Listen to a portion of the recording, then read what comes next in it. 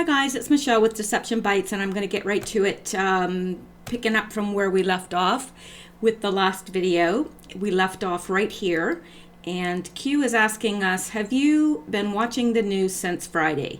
Well, since there's lots of news, always, every day, he's actually giving us the answer below. He said, who is Peter Strzok, and how was he compromised? Well, Peter Strzok is the FBI agent who led the investigation of Hillary Clinton's email server. He was the number 2 official in the counterintelligence division. He was compromised because, Peter Strzok, who oversaw the Russian investigation, exchanged anti-Trump and pro-Hillary Clinton text messages with an FBI attorney who was also his mistress, Lisa Page. This was kept secret for almost 4 months by special counsel Robert Mueller's office, the Justice Department, and the FBI. So let's go out and take a look at this. This is obviously something that Q wants to point out to us, so I think it would behoove us to do so. Now, for nearly 4 months, special counsel Robert Mueller's office, the Justice Department, and the FBI have kept secret the fact that the FBI agent who oversaw the Russian, drives me crazy, who oversaw the Russian investigation exchanged anti-Trump and pro-Hillary Clinton text messages with an FBI attorney who was also his mistress. Those messages, the existence of which were revealed in bombshell reports published over the weekend, highlight a pattern of the Mueller team. Many of Mueller's prosecutors, it has been extensively reported, have made campaign contributions to Clinton and other Democratic political candidates.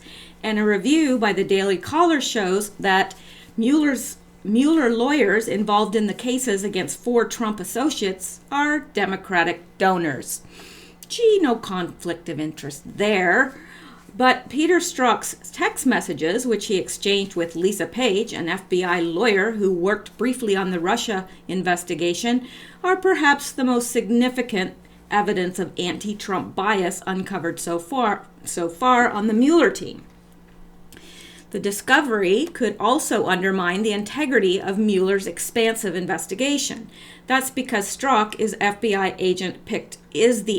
agent picked in July 2016 to supervise the then fledgling investigation into possible collusion between the Trump campaign and Russian government. Strzok's central role in the probe is already raising questions about how and why the collusion investigation was opened in the first place. Carter Page, a former Trump campaign advisor targeted in the early stages of the investigation, told the DC on Sunday that he is curious whether Strzok's fingerprints are on a secret surveillance warrant taken out against him in September 2016, just after he left the Trump team. It is unclear what information was used in the application for the warrant, though it has been reported that the infamous and uncorroborated Steele dossier was cited. Page is accused in the dossier of being the Trump campaign's collusion contact with the Kremlin, an allegation he vehemently denies. Gosh, when it gets late, I have trouble talking. I don't know why. The Trump-Russia investigation was opened several weeks after Christopher Steele, the author of the dossier, first briefed FBI agents. The former British spy was working at the time for an opposition research firm that had been hired by the Clinton campaign and DNC to investigate Trump's dealing in Russia. Mueller inherited the Russian investigation this May when he was appointed special counsel after Trump fired James Comey as FBI director. Strzok's departure from Mueller's squad, reported in August, puzzled reporters covering the Russia investigation beat. Mueller's press shop refused to provide an explanation for the move, characterizing it only as a personnel move. Congress was also kept in the dark. Requests for interviews with Strzok, pushed by House Intelligence Committee Chairman Devin Nunes, was rejected by DOJ and FBI officials for months. Saturday's report of Strzok's text messages caught Nunes by surprise. The Republican issued a statement blasting the FBI and DOJ for hiding information and stonewalling congressional inquiries. Nunes also questioned whether Strzok handled the dossier. This is part of a months-long pattern by the DOJ and FBI of stonewalling and obstructing this committee's oversight work, particularly oversight of their use of the Steele dossier, Nunes said in a statement on Saturday.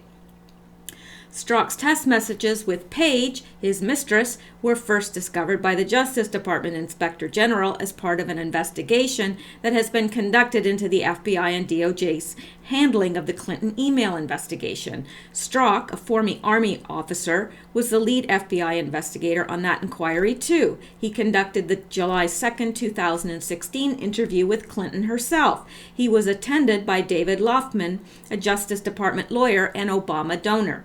Strzok was also one of a handful of top FBI officials who was asked to review a rough draft of remarks that Comey planned to make in the Clinton case. Comey circulated the rough draft in May 2016. Republican lawmakers have seized on the draft of the so-called exoneration statement because it suggests that Comey had already reached a decision about the Clinton investigation before all witnesses, including Clinton, had been interviewed. Comey cleared Clinton of any charges in a public statement given on July 5, 2016. According to the New York Times and Washington Post, Strzok and Page, the FBI lawyer, exchanged their anti-Trump and pro-Clinton texts in the context of news events during the presidential campaign. It's still unclear what exactly was discussed, but the messages are not the only evidence of Strzok's link to politically charged rhetoric. The demoted agent's wife also appears to have deep pro-Clinton sentiments. A Facebook account that appears to be operated by Melissa Hodgman, a top lawyer at the Securities and Exchange Commission, and that is Peter Strzok's wife. Melissa Hodgman is Peter Strzok's wife. At the Securities and Exchange Commission, who married Strzok in 1994, shows membership in several pro-Clinton and pro-Obama Facebook groups. Democrats for a Blue America and Thank You Obama are two of the groups Hodgman supports. She is also a follower of a page called We Voted for Hillary. Hodgman did not respond to emails from the Daily Caller seeking comment about her involvement with the groups. Another unanswered mystery in the text message scandal is why Strzok's politically biased comments would be so problematic for Mueller, given that many of the lawyers working under him have showed their political leanings in other ways. At least 9 of Mueller's prosecutors have donated to Democratic political candidates, and all of the legal actions taken so far in Mueller's investigation have involved pro-Democratic prosecutors. The lawyers working the money laundering case against former Trump campaign chairman Paul Manafort and his associate Rick Gates have donated to Obama's presidential campaigns. Andrew Weissman, a veteran Justice Department prosecutor, gave $2,300 to Obama's 2008 presidential campaign. He donated $2,000 to the DNC in 2006. Andrew Goldstein, who is working the case with Weissman, contributed $3,300 to Obama's campaign in 2008 and 2012. One of the attorneys handling the case against former Trump advisor George Papadopoulos has also contributed heavily to the Democrats. Jeannie Hree, who served as Deputy Assistant Attorney General in the Obama administration, contributed $5,400 to Clinton's campaign during the 2016 cycle. She also contributed $7,300 to Obama's presidential campaigns. Papadopoulos pleaded guilty in October to lying to the FBI about contacts he had with Russians during the campaign. A former partner at Mueller's old law firm, Wilmer Hale, Rhee has also represented Clinton and her family charity, the Clinton Foundation, in a 2015 lawsuit seeking access to the former Secretary of State's personal emails. Brandon Van Grack, one of the lawyers who secured a guilty plea against former National Security Advisor Michael Flynn, has also donated to Obama. A national security prosecutor with the DOJ, Van Grack, contributed around $300 to Obama's 2008 campaign. So, interesting. That is how he was compromised. How was he paid? Now, this is very interesting. His wife, who is Melissa Hodgman, his wife received a promotion at the Securities Exchange Commission as assistant director in the Securities Exchange Commission's Enforcement Division, and that was on October 14th, 2016. So his wife received a promotion, okay? Now, and who is this Melissa Hodgman? Well, she's Peter Strzok's wife, but who else is she? What else is she involved in? Who is she? Well, we're going to find out. 5 fast facts you need to know. And 1 second here. Peter Strzok, the top FBI agent under fire for allegedly sending anti-Donald Trump texts, is married to Melissa Hodgman, an official at the U.S. Securities and Exchange Commission. An obituary confirms that Strzok is married to Hodgman, 49, who was named to her position with the Securities Exchange Commission in October 2016. Peter Strzok, a top counterterrorism agent in the FBI, was quietly removed from Robert Mueller's probe into President Donald Trump and his associates when Mueller learned that Strzok had allegedly sent the texts. Bosses discovered he and another member of Mueller's team had exchanged politically charged texts disparaging President Trump and supporting Hillary Clinton, the Washington Post reported. One moment.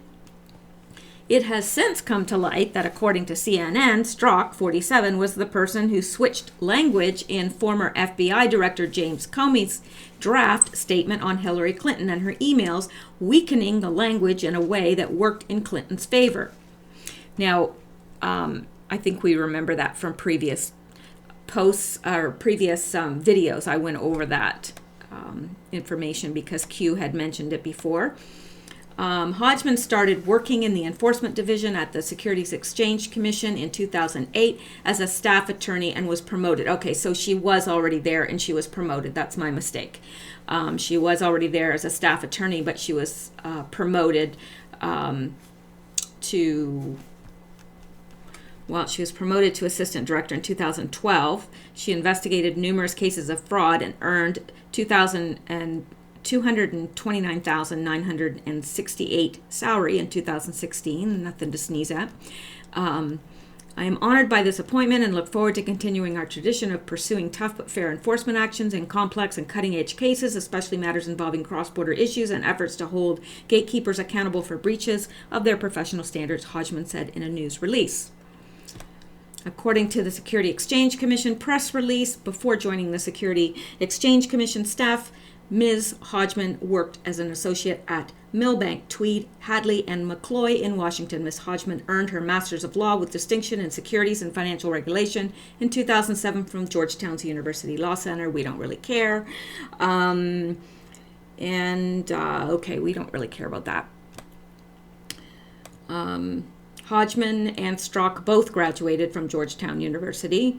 Why that's relevant, I don't know. Both Hodgman and Strzok graduated from Georgetown University. A list of donors to the university showed Strzok earned his master's degree from the school in 2013. The list indicated in 2012 the couple donated between $2,500 and $4,999 to their alma mater. Hodgman and Strzok also donated. Okay, we don't really care. An obituary for Hodgman's mother showed the mother lived in New York and is from Pennsylvania and reads, a beautiful woman, loving mother, grandmother, writer, and humanist passed away November 15th. That's her mother. It says that Melissa Hodgman is one of 3 children. Peter Strzok has had a hand in many of the FBI's most recent controversies. Fox News reported that Strzok, a former deputy to the assistant director for the counterintelligence at the FBI, oversaw the Bureau's interviews,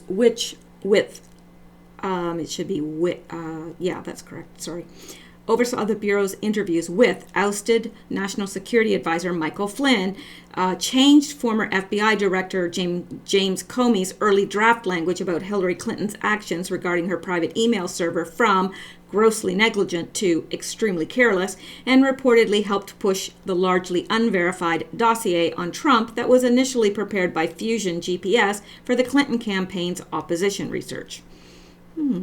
Peter Strzok is accused of having an affair with an FBI lawyer, reports say. Bet Melissa Hodgman didn't like that too much. According to the Washington Post, during the Clinton investigation, Strzok was involved in a romantic relationship with FBI lawyer Lisa Page, who worked for Deputy Director Andrew McCabe. McCabe himself has been criticized because his wife received money from groups with alliances to Clinton, according to Newsweek. It's true that for her campaign, Jill McCabe received a total of $675,288 from two entities associated with McAuliffe, a political action committee, and the Virginia Democratic Party. She was running for Virginia's Senate at the time. McAuliffe's a longtime friend of Hillary and Bill Clinton, reported Newsweek. Strzok exchanged messages with Page that helped lead to his ouster from the Mueller team, the Post reported. Of great concern among senior law enforcement officials were text messages the two exchanged during the Clinton investigation and campaign season, in which they expressed anti-Trump sentiments and other comments that appeared to favor Clinton, according to the newspaper. According to the Daily Caller, Strzok's text messages with Page, his mistress, were first discovered by the Justice Department Inspector General as part of an investigation that has been conducting, okay, that's bad grammar. Anyway, into the FBI and DOJ's handling of the Clinton email investigation. The site adds Strzok, a former Army officer with the lead FBI investigator on the inquiry, too. He conducted the July 2nd, 2016 interview with Clinton herself. He was attended by David Loftman, a Justice Department lawyer and Obama donor. Melissa, oh gosh, what did I do? Okay.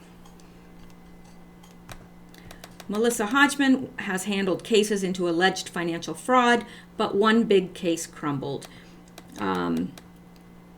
The press release on Hodgman's Security Exchange Commission's promotion lists some of the cases she's been involved in, and all involve variations of financial fraud. However, one prominent prosecution crumbled. The press release lists these cases as noteworthy. Okay, I really don't care about that.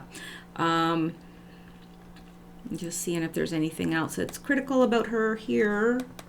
I don't mean critical about her. I mean critical for us to know about her. We don't really care about, that stuff, I don't think. At least I don't. Melissa has supervised and investigated a broad range of noteworthy and first-of-their-kind cases across the spectrum of the securities industry and involving misconduct located around the world, said Andrew J. Karesny, director of the Security Exchange Commission's Enforcement Division, said in a news release, she has distinguished herself with her excellent judgment and creativity, and I am pleased to have her join the senior ranks of the Enforcement Division. So, seeing if there's anything else. We know that Peter Strzok changed the Comey language from grossly negligent. Speaking of the words grossly negligent, that term has also featured in criticism lodged against Peter Strzok. According to CNN, Peter Strzok changed a key phrase in former FBI James Comey's description of how former Secretary of State Hillary Clinton handled classified information, and we've heard that again and again and again.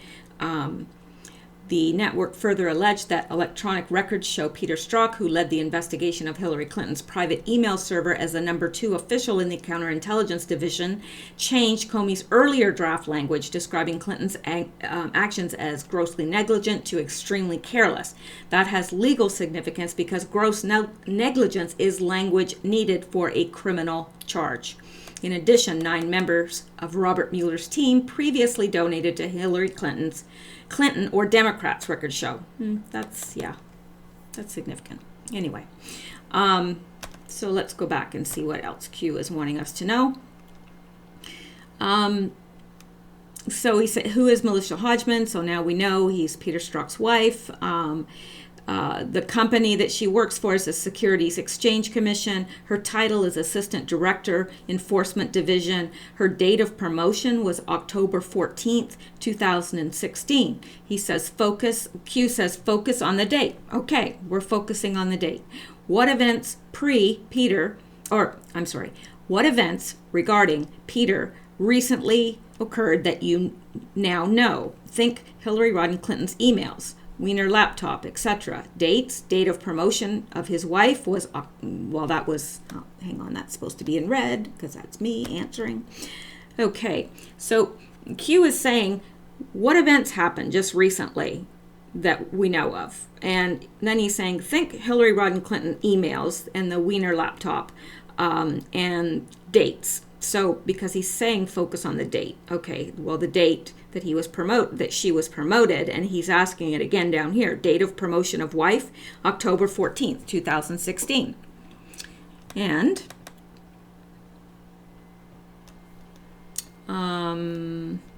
there's something I'm missing here. Oops, sorry. A little heavy-handed. Okay, I'll get back to where we were.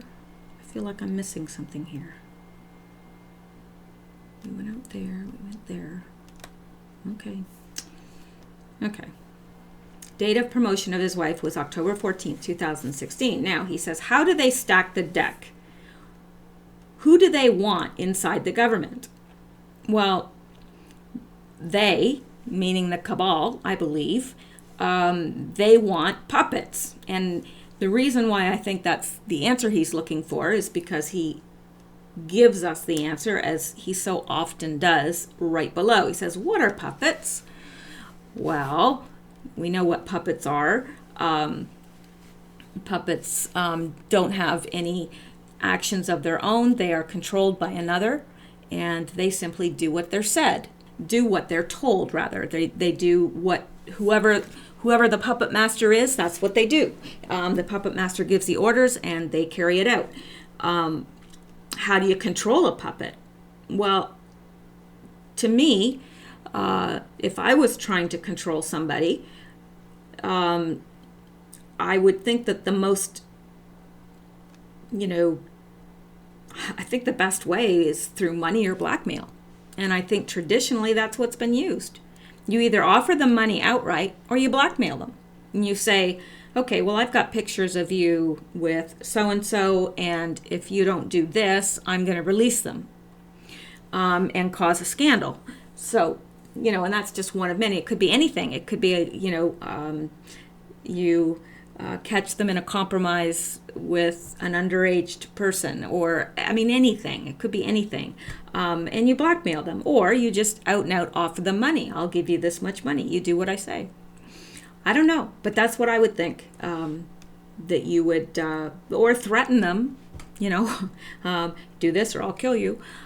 So I guess those are the three ways, really: money, blackmail, or threats, outright threats of harm.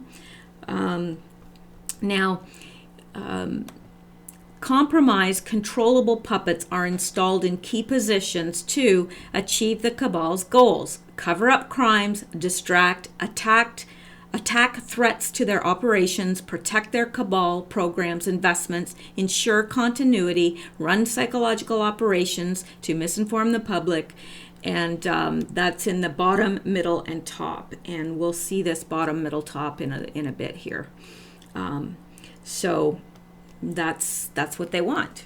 They need these people installed in key positions. And why? Why do they need them in key positions? Well, they need people to cover up crimes, to distract, attack threats to their operations, protect their cabal, protect their programs, their investments, ensure continuity of government, run psychological operations. All these things are needed, and you really kind of need people that are compromised to be able to do the dirty work. You or I hope you, I know I, would not be open to that, because I just wouldn't. And, but some of these people have been involved in situations and they're being blackmailed. And really, they're between a rock and a hard place. They don't know what to do. They're up against a wall. And I think, honestly, that from what I can see, that the Trump administration intends on going more lightly with these people, knowing that they are blackmailed and that it really isn't their will to be doing what they're doing, but to avoid whatever embarrassment to their family, loss of their career, whatever, they're going along.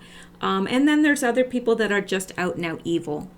And so anyway, we can continue here. I think that's what Q is trying to get across to us here.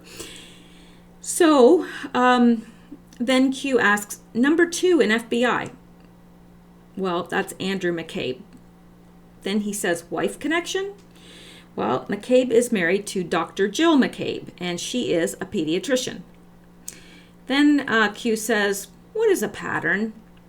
A reliable sample of traits, acts, tendencies, or other observable characteristics of a person, group, or institution. I think we all know what a pattern is.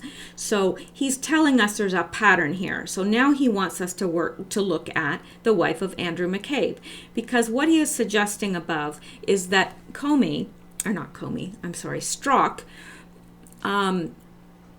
did these things, like change the email or the language in the from grossly negligent to whatever it was I can't remember now. He did these things, and was offered in exchange a promotion for his wife. That is what Q is suggesting. He did their bidding, and in exchange, his wife was given her promotion. Now, he's pointing out Andrew McCabe, and he's wanting us to look at her, his wife, Dr. Jill McCabe, a pediatrician. So let's go and take a look at her.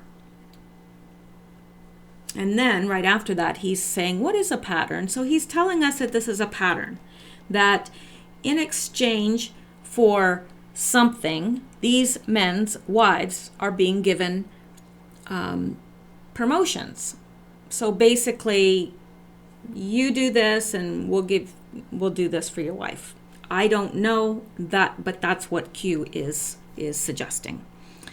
Now, FBI Deputy Director Andrew McCabe, who served as the acting director of the agency after the firing of James Comey and before current director Christopher Wray was appointed, has come under fire from Republicans, including President Donald Trump, who have accused him of bias in both the Hillary Clinton and Russia election interference investigations. So, Q is saying these people were paid off. Okay, they were paid off, and part of the payment went to their wives. Their wives got promotions. So whether that's true, I don't know. But that's definitely what Q is pointing out to us. On December 23rd, Trump tweeted about McCabe's wife, Jill McCabe, receiving donations from supporters of Clinton. How can FBI Deputy Director Andrew McCabe, the man in charge, along with leaking James Comey of the phony Hillary Clinton investigation, including her 33,000 illegal deleted emails, be given $700,000 for wife's campaign by Clinton puppets during investigation? Trump tweeted.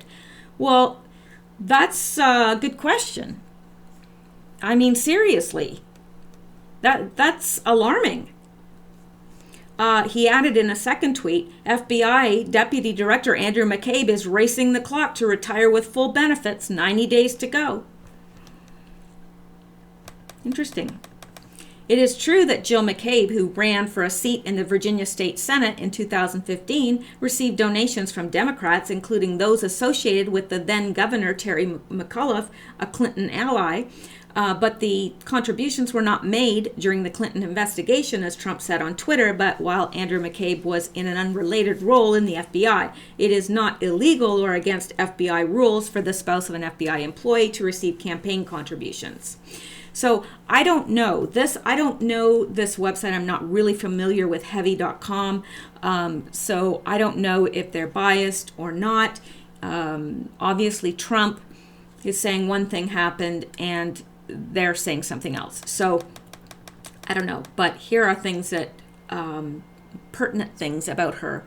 She ran for Virginia State Senate as a Democrat in 2015. And here she is with somebody's lost dog, found dog while canvassing, so stopped to call dog's owner and return the pup. Yeah, well, anyway, that's neither here nor there. I think any decent human being would do that. In 2015, Jill McCabe was a Democratic candidate for Virginia State Senate in the 13th District. The Democratic primary for that seat was held on June 9th, 2015, and during this primary, she ran unopposed. I'm running for Senate because I'm inspired by the idea of making a greater impact in our community, said Jill McCabe when she announced her run for office in 2015. Healthcare, public policy, and business are intersecting now more than ever. I believe that my experience as a health professional, a working mother, and an education leader have helped prepare me to tackle the challenges facing the Commonwealth today. From affordable health care to full-day kindergarten, we have a responsibility to give our children the very best Virginia has to offer. In the general election, McCabe lost the race against the incumbent Republican State Senator Dick Black by a margin of 25,898 to 23,544, and I don't really care. So, what else? She's a pediatrician who did not have political experience before her 2015 run. Whether that's significant or not, I don't know. During her campaign, she promised to fight for women's issues, so I don't see anything wrong with that. The Political Action Committee of Terry McAuliffe, a Hillary Clinton ally, donated to her campaign.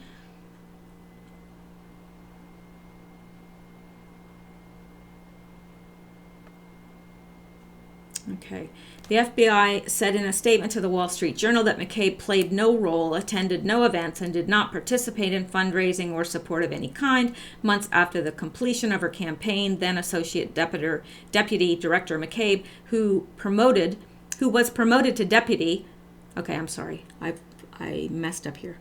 The FBI said in a statement to the Wall Street Journal that McCabe played no role, attended no events, and did not participate in fundraising or support of any kind. Months after the completion of her campaign, then Associate Deputy Director McCabe was promoted to deputy, where, in that position, he assumed for the first time an oversight role in the investigation into Secretary Clinton's emails. Okay. President Donald Trump first raised the issue of nearly $700,000 in contributions given to McCabe's wife during a campaign stop in Florida on 2 occasions in October 2016. One of the closest people to Hillary Clinton with long-standing ties to her and her husband, the closest person I can tell you that, gave more than $675,000 to the campaign of the wife of a top FBI official who oversaw the investigation into Mrs. Clinton's illegal email server, Trump said at the Sanford rally, according to PolitiFact. In other words, the man who was in charge of the investigation of Hillary Clinton accepted essentially from Hillary Clinton $675,000 that went to his wife. Okay, bingo, there we are. That's what the deal is. So, thinking that's what Q was trying to point out there,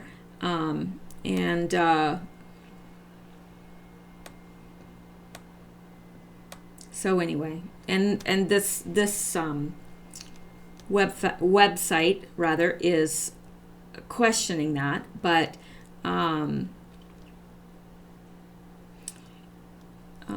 still some question whether it is ethical to leave the information about his wife off the document.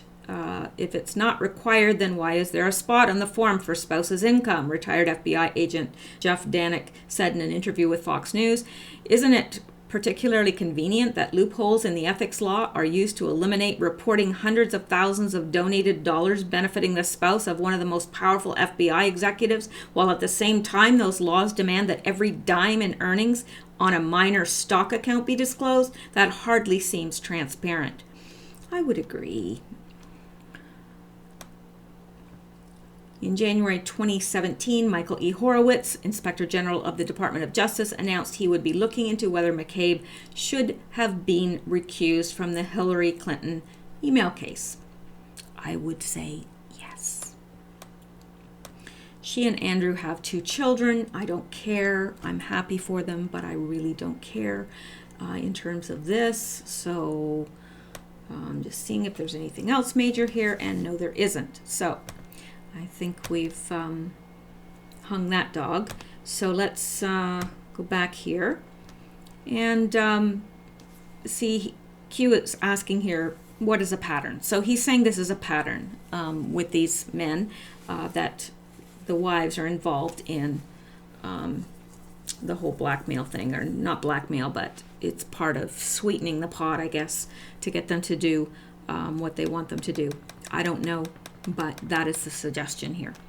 Now, follow the wives.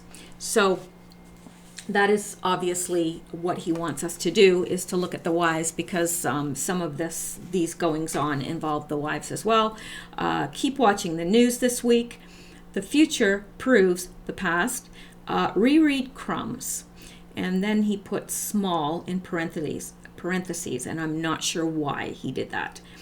Then he says, how many Democrats versus Republicans will not seek re-election?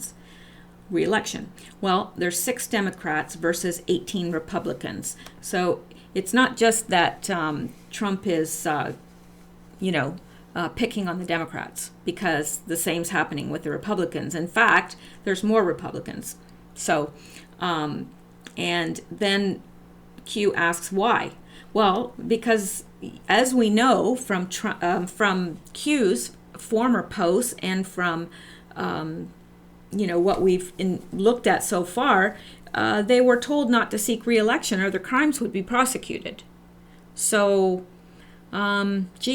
if you're guilty of something and someone says to you, look, if you don't seek re-election and you just walk away, you're not going to go to prison.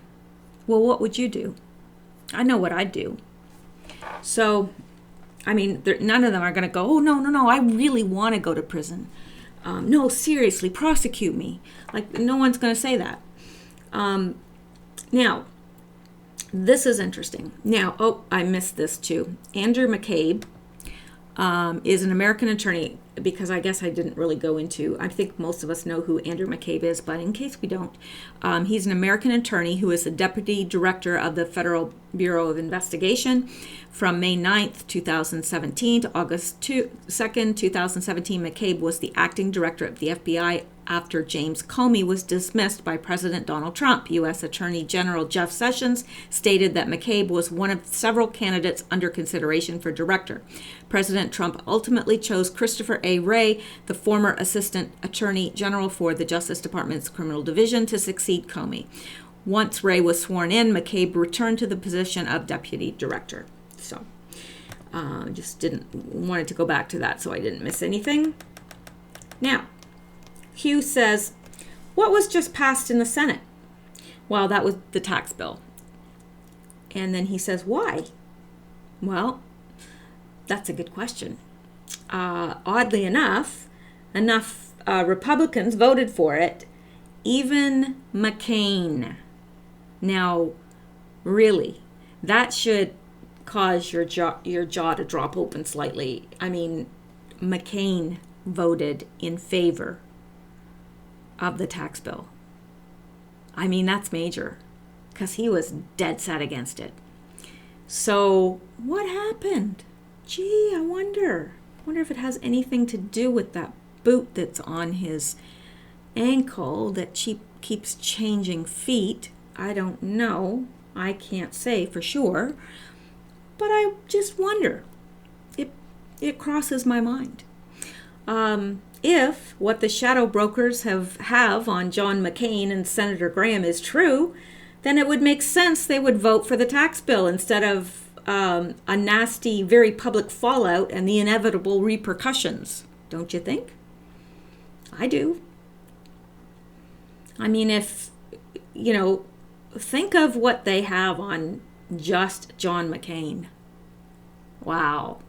All the connections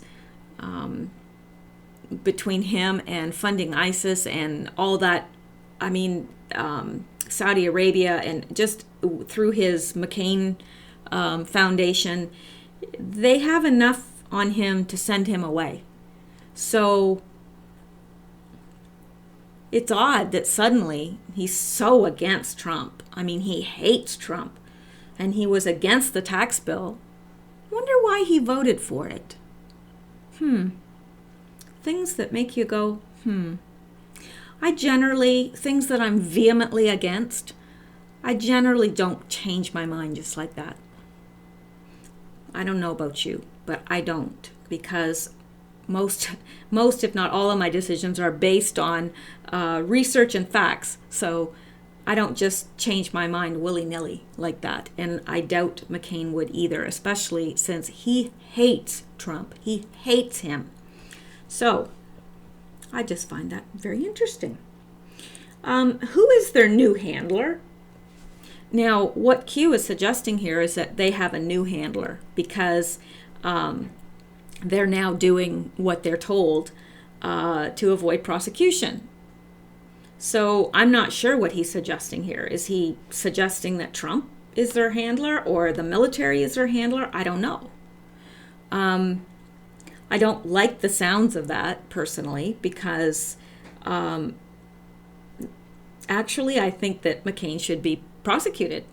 And I don't think that they should be making deals with him so that he'll vote in their favor. That's me. That is my personal opinion, and I'm responsible for that opinion. I don't necessarily,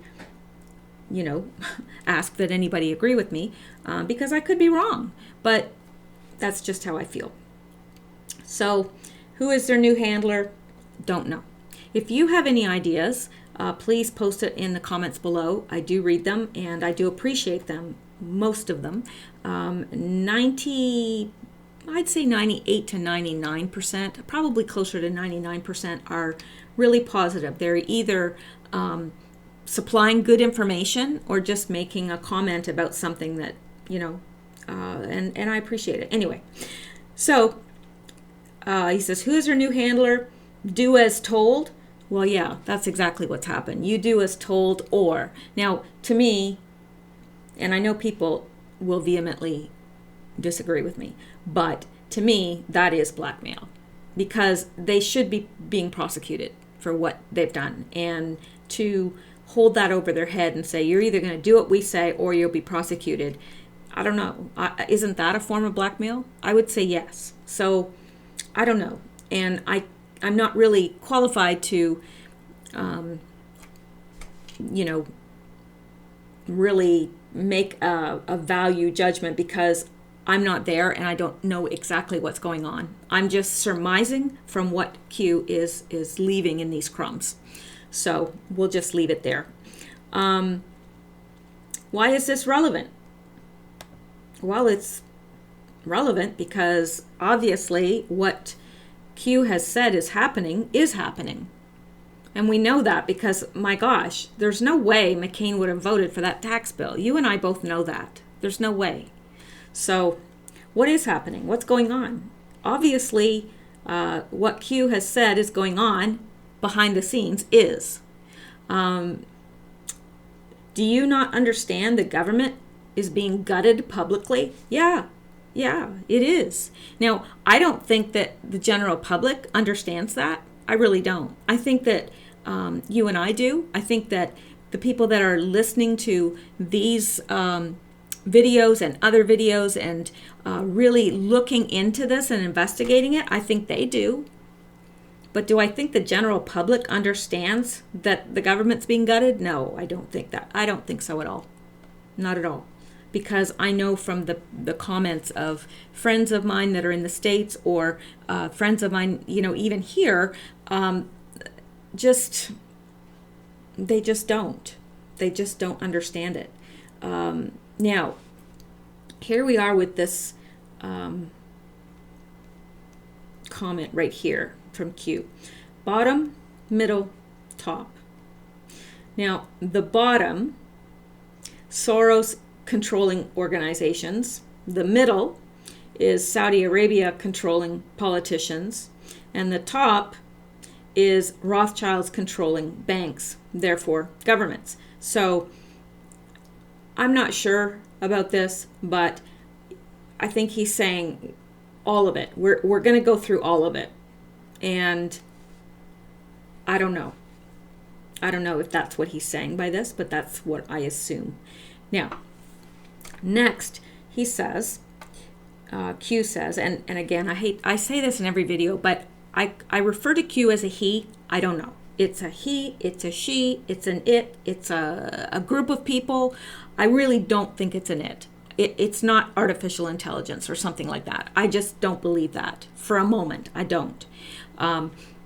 But whether it's one person or a group of people, I personally think it is a small group of people. I think that they are at the top, that they have access to Trump, that Trump is aware of who they are, and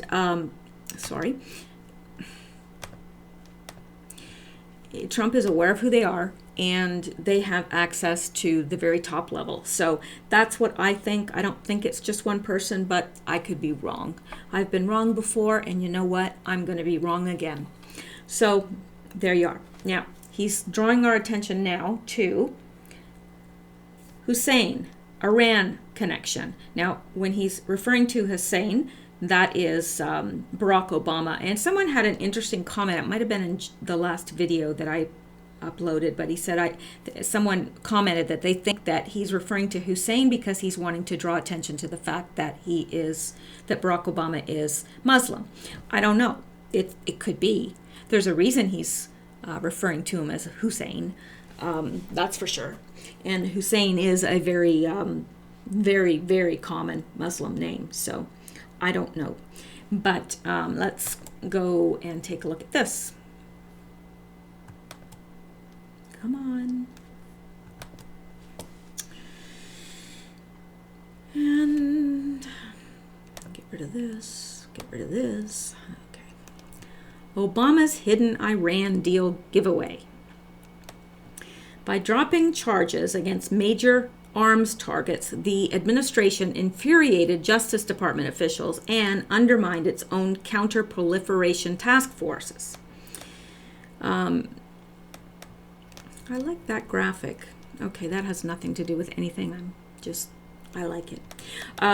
When President Barack Obama announced the one-time gesture of releasing Iranian-born prisoners who were not charged with terrorism or any violent offenses last year, his administration presented the move as a modest trade-off for the greater good of the Iran nuclear agreement and Tehran's pledge to free 5 Americans.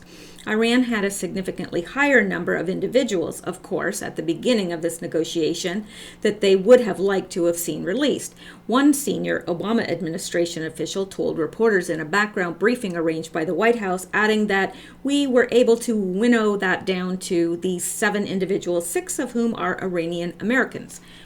But, hang on one second,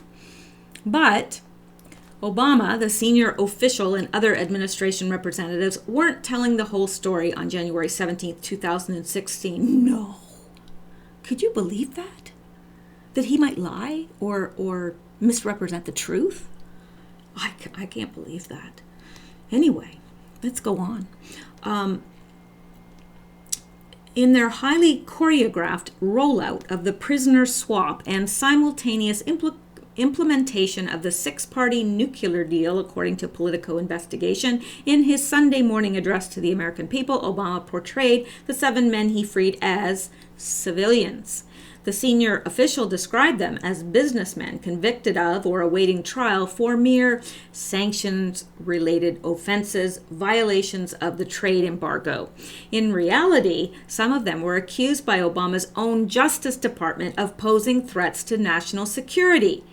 3 allegedly were part of an illegal procurement network supplying Iran with U.S.-made microelectronics with applications in surface-to-air and cruise missiles like the kind Tehran test-fired recently, prompting a still escalating exchange of threats with the Trump administration. Another was serving an 8-year sentence for conspiring to supply Iran with satellite technology and hardware. As part of the deal, U.S. officials even dropped their demand for $10 million that a jury said the aerospace engineer illegally received from Tehran. The plot thickens. And in a series of unpublicized court filings, the Justice Department dropped charges and international arrest warrants against 14 other men, all of them fugitives. The administration didn't disclose the names or what they were accused of doing, noting only in an unattributed 152-word statement about the swap that the U.S. also removed any Interpol red notices and dismissed any charges against 14 Iranians for whom it was assessed that extradition requests were likely to be successful. Now, I'm not sure if you know what Interpol is. Interpol is, I used to work for the provincial police in Canada, and Interpol, that's the only reason I know what Interpol is, but it's a computer database, and everyone is in there. If you are looking for somebody internationally that's wanted, you check the Interpol database. You know, whenever somebody was, like an American was pulled over in Canada, they would check Interpol, because if that American was wanted anywhere else in the world, it would show up. So that is what Interpol is. And yeah, and you don't get in Interpol just by, running a stoplight. So just so you know. All right. 3 of the fugitives allegedly sought to lease Boeing aircraft for an Iranian airline that authorities say had supported Hezbollah, the U.S. designated terrorist organization. A 4th, Behruz, I can't pronounce that, was charged with conspiring to buy thousands of U.S.-made assault rifles and illegally import them into Iran. A 5th, Amin Ravan, was charged with smuggling U.S. military antennas to Hong Kong and Singapore for use in Iran. U.S. authorities also believe he was part of a procurement network providing Iran with high-tech components for an especially deadly type of IED used by Shiite militias to kill hundreds of American troops in Iraq. These are such nice guys. Yes, they deserve to be freed. Hard to believe, isn't it? Like, seriously, it's just hard to believe. The biggest fish, though, was Saeed, can't pronounce that, who had been charged with being part of a conspiracy that from 2005 to 2012 procured thousands of parts with nuclear applications for Iran via China. That included hundreds of U.S.-made sensors for the uranium enrichment centrifuges in Iran, whose progress had prompted the nuclear deal talks in the first place. When federal prosecutors and agents learned the true extent of the releases, many were shocked and angry. I wonder why. Some had spent years, if not decades, working to penetrate the global proliferation networks that allowed Iranian arms traders both to obtain crucial materials for Tehran's illicit nuclear and ballistic missile programs and, in some cases, to provide dangerous materials to other countries. Aren't these guys just the kind that you just like to have over for tea and crumpets? Maybe not. They didn't just dismiss a bunch of innocent business guys, said one former federal law enforcement supervisor centrally involved in the hunt for Iranian arms traffickers and nuclear smugglers, and then they didn't give a full story of it. In its determination to win support for the nuclear deal and prisoner swap from Tehran and from Congress and the American people, the Obama administration did a lot more than just downplay the threats posed by the men it let off the hook, according to Politico's finding. Yeah, I'd say so. Though action in some cases and inaction in others, the White House derailed its own much-touted national counter-proliferation initiative at a time when it was making unprecedented headway in thwarting Iran's proliferation networks. In addition, the Politico investigation found that Justice and State Department officials denied or delayed requests from prosecutors and agents to lure some key Iranian fugitives to friendly countries so they could be arrested. Similarly, Justice and State, at times in consultation with the White House slowed down efforts to extradite some suspects already in custody overseas, according to current and former officials and others involved in the counter-proliferation effort. Wow. And as far back as the fall of 2014, Obama administration officials began slow-walking some significant investigations and prosecutions of Iranian procurement networks operating in the U.S. These previously undisclosed findings are based on interviews with key participants at all levels of governments and an extensive review of court records and other documents. Do you think Obama's going down? I sure hope so. Clearly, there was an embargo on any Iranian cases, according to the former federal supervisor. Of course, it pissed people off, but it's more significant that the guys were freed and that people were killed because of the actions of one of them, the supervisor added in reference to Iran and the IED network. The supervisor noted that in agreeing to lift crippling sanctions against Tehran, the Obama administration had insisted on retaining the right to go after Iran for its efforts to develop ballistic missiles capable of delivering nuclear warheads and cruise missiles that could penetrate U.S. defenses, and to illegally procure components for its nuclear, military, and weapons systems. Then why would you be dismissing the people that you know about who are involved in that? The former official asked. And that is the question, right? Why? Why would he do that? He's obviously not for America. He's not even for life. It boggles my mind. I don't even know what to say about it. It's hard to even process it. It really is. I can't imagine someone being that wicked. I can't. I just can't. A shrewd calculation, the saga of how the Obama administration threw a monkey wrench into his own Justice Department-led counter-proliferation effort continues to play out almost entirely out of public view, largely because of the highly secretive nature of the cases and the negotiations that affected them. That may be about to change as the Trump administration and both chambers of Congress have pledged to crack down on Tehran's nuclear and ballistic missile programs. Last Wednesday, Secretary of State Rex Tillerson announced a government-wide review of U.S. policy towards Iran in the face of alarming and ongoing provocations that export terror and violence, destabilizing more than one country at a time. Hang on. On Thursday, President Donald Trump declared that even if Iran is meeting the terms of its deal with the Obama administration and other world powers, they are not living up to the spirit of it. I can tell you that. And we're analyzing it very, very carefully, and we'll have something to say about it in the not too distant future. Such reviews are likely to train a spotlight on an aspect of the nuclear deal and prisoner swap that has infuriated the federal law enforcement community most, the hidden damage it has caused to investigations and prosecutions into a wide array of Iranian smuggling networks with U.S. connections.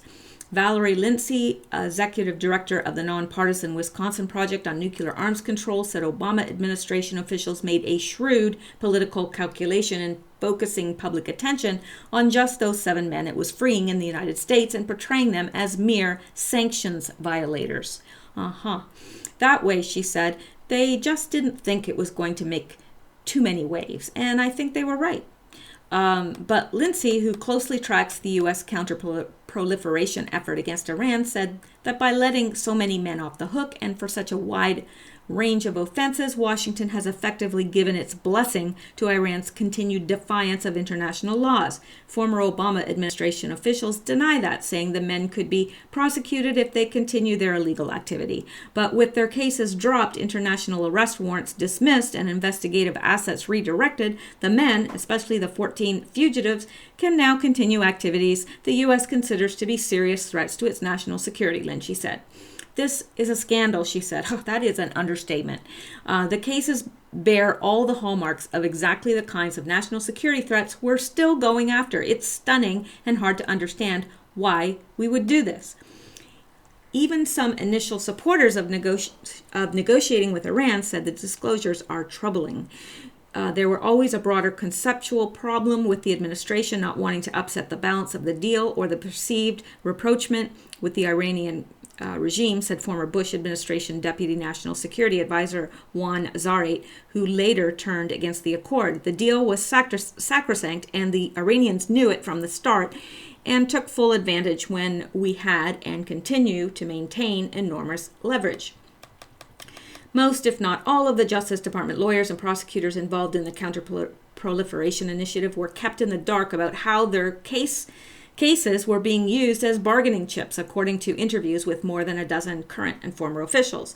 So were the federal agents from the FBI and Departments of Homeland Security and Commerce, who for years had been operating internationally, often undercover, on the front lines of the hunt for Iranian arms and weapons smugglers. If it wasn't just that the prosecutors and agents with years of detailed knowledge about the cases were left out of the consultations about the significance of the 21 men let go in the swap. The lack of input also meant that negotiators were making decisions without fully understanding how the releases would impact the broader and interconnected matrix of U.S. investigations. Just 1 second. I've got to take a drink because it is so dry in here. That was a loud swallow. I apologize for that. It's probably very rude. Okay. I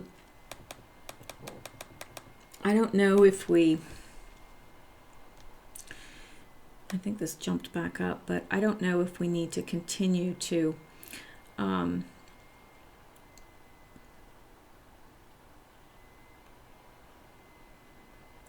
think we've got the idea here without getting into all of this, because I do want to, this is important though. I would encourage you that if you want to know more about this, that you go out and look at this story. It's called Obama's Hidden Iran Deal Giveaway. And it's alarming. It's a very long story. There's a lot to this. And I don't know if I'm serving time well by reading it all. So, but that gives us, I think that gives us a very good overview of what happened and what Q is wanting us to know about. And it's alarming.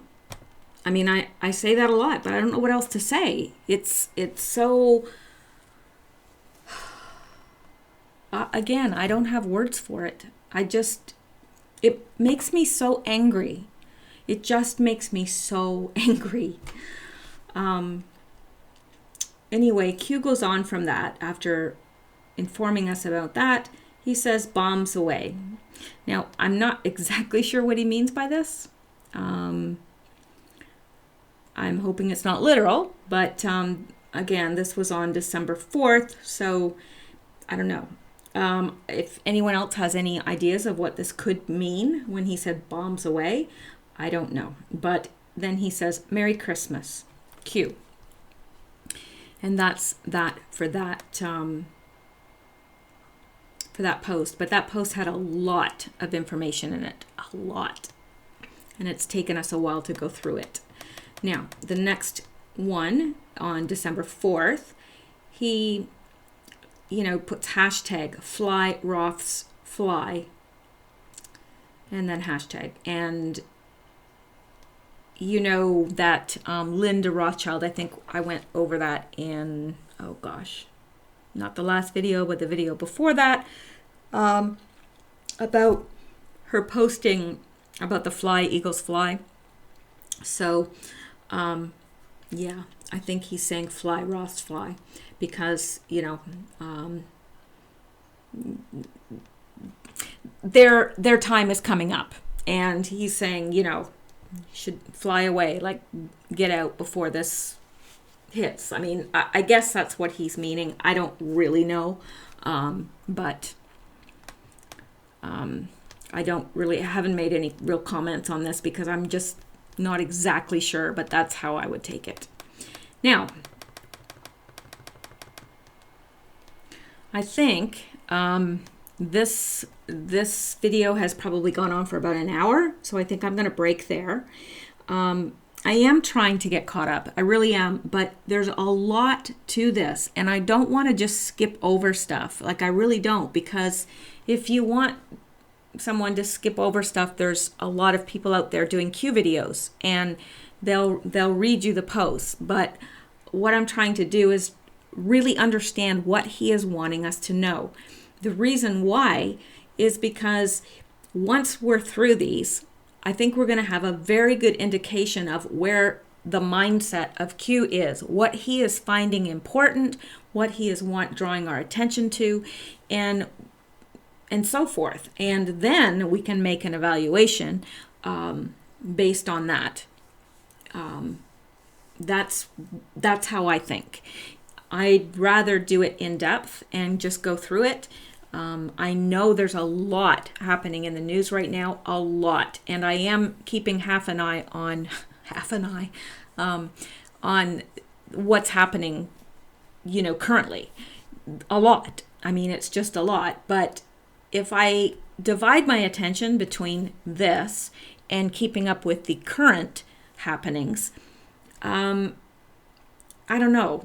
I feel like either one or the other is going to suffer. So I think my best bet is to just continue to go through as quickly as I can while being as thorough as I can and try to catch up. And things that I see that are happening currently, I'll try to draw out and do a separate video on that. But as it stands right now, I think that's the direction I'm headed. So I hope that y'all are okay with that, because you guys, the ones that are listening to this, I appreciate it, and I want you to continue to listen and to continue to view the videos. So, I want to kind of serve in the best interest of all of us. I mean, I know that there are several of you that appreciate the way that I'm doing this, and I'm grateful for that. I appreciate that. It's something that I would probably be spending my time doing anyway, because I do a lot of research. I'm a writer, and I do a lot of research. So it's something I would probably be doing anyway. So it's good for all of us. Anyway, I will talk to you later. I hope you have a wonderful evening, and you have a happy new year. It's I know that it's a couple days into the new year, but I'm just hoping that you all have a good new year. So talk to you later, and thank you so much for listening.